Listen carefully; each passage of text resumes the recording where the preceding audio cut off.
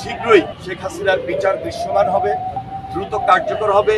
যে সংস্কার কাজ চলছে সেটি আরো বেশি দৃশ্যমান এবং দ্রুত হবে। জনগণের প্রত্যাশা অনুযায়ী জনগণের সরকার নির্বাচিত হবে এবং একটা উপযুক্ত সময় রমজানের আগে ফেব্রুয়ারি মাসে নির্বাচন হবে।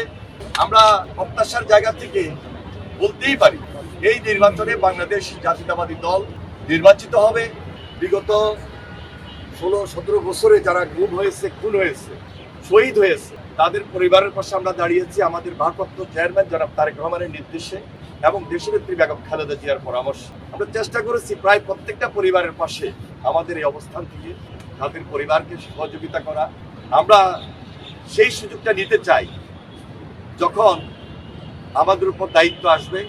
আমরা অবশ্যই এই পরিবারের পাশে আছি, পাশে থাকবো এবং একটা সরকার সর্বোচ্চ যে কাজটুকু করা দরকার শহীদ পরিবারের জন্য, সেটা একটা কমিশন হোক, একটা সংস্থার মাধ্যমে হোক বা অধিদপ্তরের মাধ্যমে হোক, নিয়ম অনুযায়ী, নীতি অনুযায়ী আমরা আমাদের অবস্থান থেকে সেই পরিবারগুলোর পাশে আমরা দাঁড়াবো এবং সেই প্রত্যাশা নিয়েই আমরা কাজ করছি।